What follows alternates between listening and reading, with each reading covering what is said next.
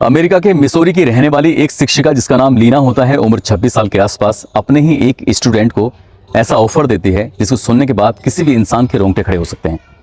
दरअसल वो अपने स्टूडेंट से कहती है, तुम्हें अगर अच्छे मार्क्स पाने हैं तो तुम्हें मेरे लिए काम करना होगा। टीचर उसको एक जगह बताती है, स्टूडेंट वहीं पहुंच जाता है। महज 16 साल का वो स्टूडेंट जब उसके पास पहुंचता है तो उसकी शिक्षक, उसकी टीचर आपत्तिजनक स्थिति में पड़ी हुई थी, बिना कपड़ों के पड़ी हुई थी। उससे कहती है संबंध बनाने के लिए। वो छात्र समझ नहीं पाता और जैसा जैसा वो मैडम बोल रही थी वैसा वैसा उस छात्र को करना पड़ रहा था। कुछ टाइम बीत जाता है, फिर वही टीचर अपने उस स्टूडेंट को एक बार फिर से ऑफर देती है, अच्छे नंबर पाने हैं तो तुम्हें वैसा ही करना होगा। यदि पहली बात किसी को बताई तो फिर सही नहीं होगा। वो स्टूडेंट उसकी बातों में आ जाता है और दूसरी बारी पहुंच जाता है, ठीक वैसे ही जैसा पहली बार हुआ था।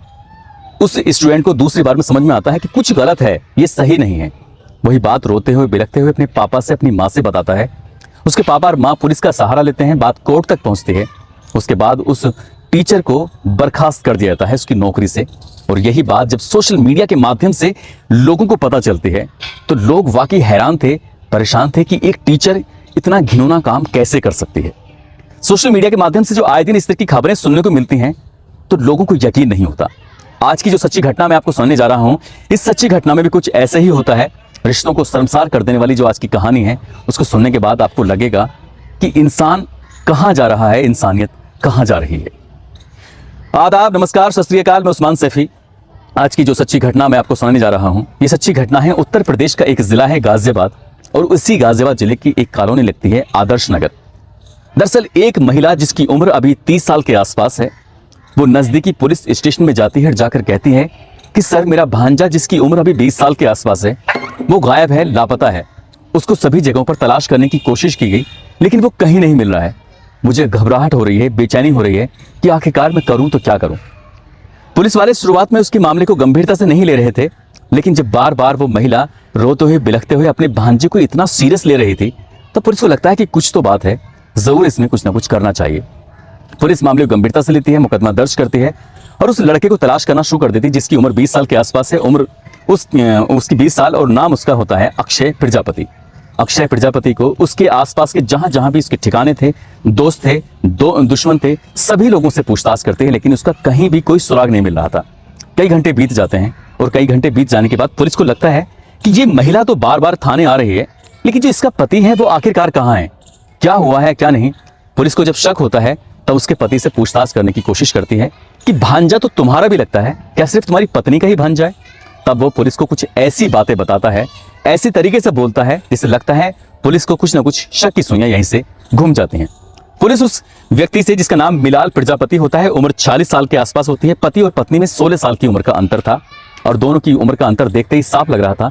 जो महिला है बेहद खूबसूरत है, देखने में अच्छी है, लेकिन जो उसका पति है वो पूरी तरह से मुरझाया हुआ है। उससे पूछताछ करते हैं कि आखिरकार क्या बात है, जो है सच बता दो, नहीं तो पुलिस का तरीका तुम्हें शायद पता नहीं। जब पुलिस उससे अपने तरीके से पूछताछ करती है तब वो चौंकाने वाली बात बताता है।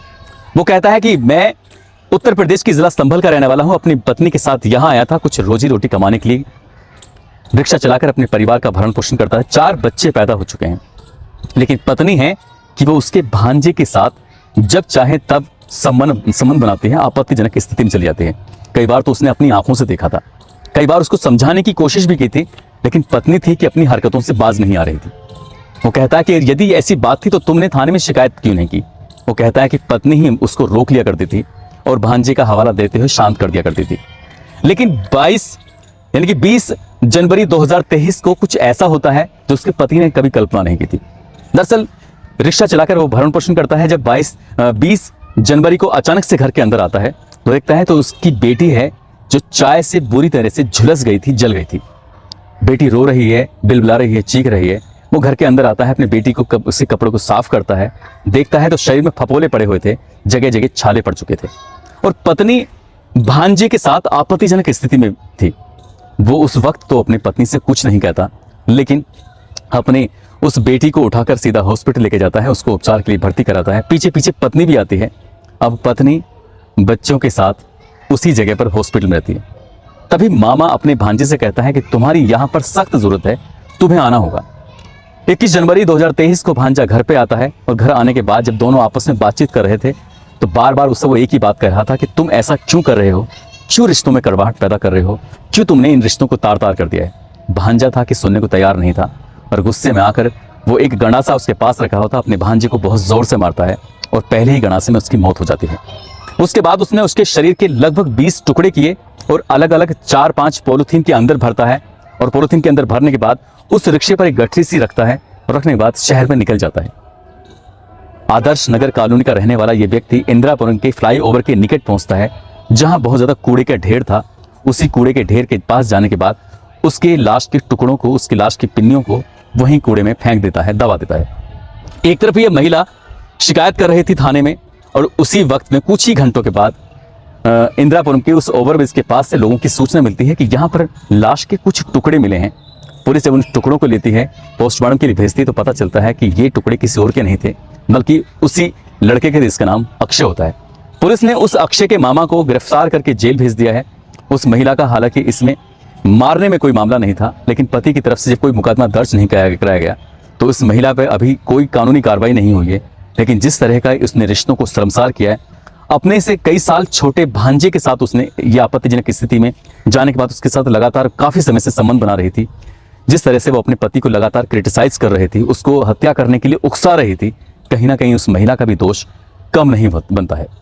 हालांकि पुलिस इस मामले की जांच कर रही है और जांच के बाद अंतिम निर्णय तक पहुंचेगी, तब जाकर इस मामले में चार्जशीट लगेगी, मामला कोर्ट तक जाएगा और कोर्ट ही निर्णय लेगा कि इसमें किसका कितना दोष है, किसको कितनी सजा मिलनी चाहिए।